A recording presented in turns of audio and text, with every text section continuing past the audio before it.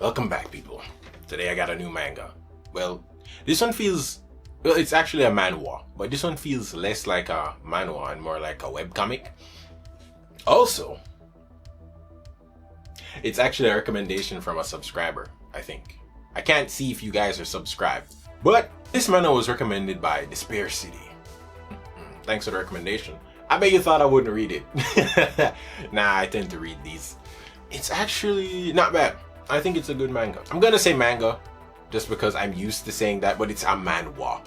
Do not let my bad practices be passed on to you, alright? So this manga follows Huni, who's actually a suicidal boy. Now, he's had a rough upbringing. He's currently living on his own. He's a teenager, right? And he's going to high school, but he hasn't been going to high school because he's getting bullied, along with other issues that he has. This manhwa is pretty interesting because Huni consistently tries to, commit suicide, but he doesn't actually do it. He wimps out at the end.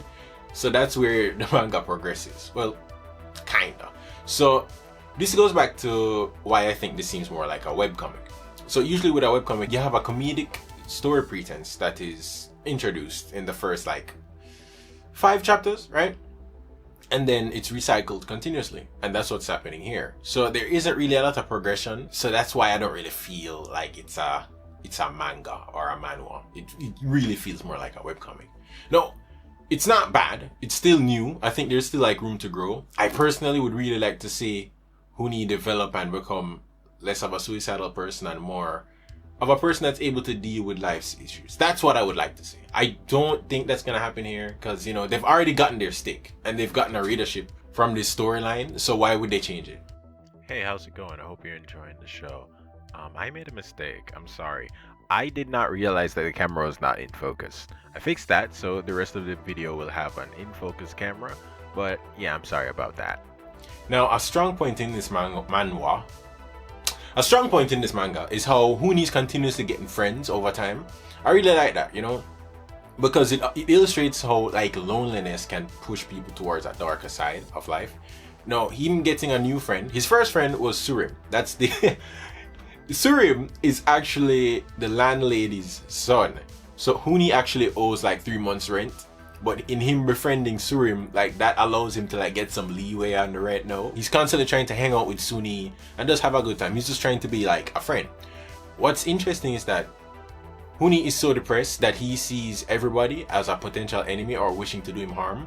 But most of the characters in the show have their own purposes to doing things, or they genuinely like him.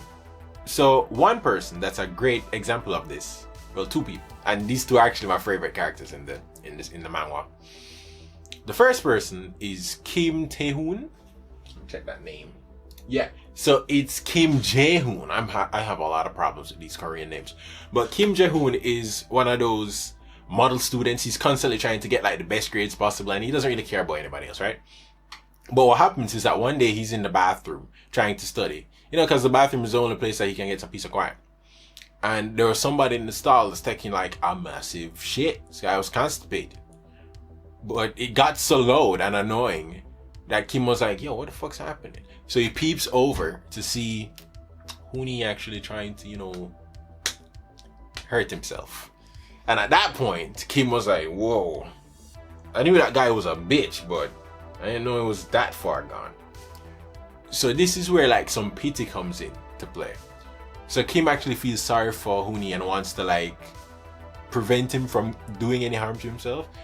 I'm gonna spoil one thing. Kim actually goes into Huni's pencil case and removes the pencil sharpener so that way he won't have anything sharp to hurt himself with. I thought that was very cute and endearing. I don't understand. This manga was able to make a very touchy topic somewhat not so bad. It's fucking weird. I don't know how to say that. Let me just leave that. So I like this character because at first he's introduced to you as somebody that's, he's indifferent to everybody. He only cares about his own goals. But he said that he's actually a caring person. He doesn't want to see another person bring harm to themselves. So the second person that I really like is Harim. This is actually Surim's older sister. I think she's older. Yeah. This is his older sister. So she's one of those tough girls. She's a boxer, right? She somehow realizes that, wait, there's this guy downstairs that isn't paying rent for how many months? Need to go have a talk with this bitch. And she decides to do that. Now, what's interesting here is that, like, Huni has a method, a secret method, very efficient method of avoiding rent payment. I should try this sometime. He just doesn't answer the door. He just waits for them to leave. But she's from the streets. She know that this guy's in there. And also he left the light on, I think. So she's there waiting for this guy to open the door, because he's going to open the door to check if she's there. And then she catches him. But then she realizes, oh no, wait. This guy's kind of cute. And she develops a crush for him. Which is, you know, it's cute, right? So this guy, he has a lot going for him. But he doesn't realize this. He doesn't realize that there are people in his life that, you know, they care for him. Including the landlady, who is, like, she asks him for rent if he can pay it. Right? She knows the situation. She understands that he's a teenager with no parents.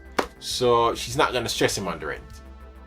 And another point that I need to say here, it might be spoiling the manga a little bit, but later on, he's going to school more consistently because of his friends, right?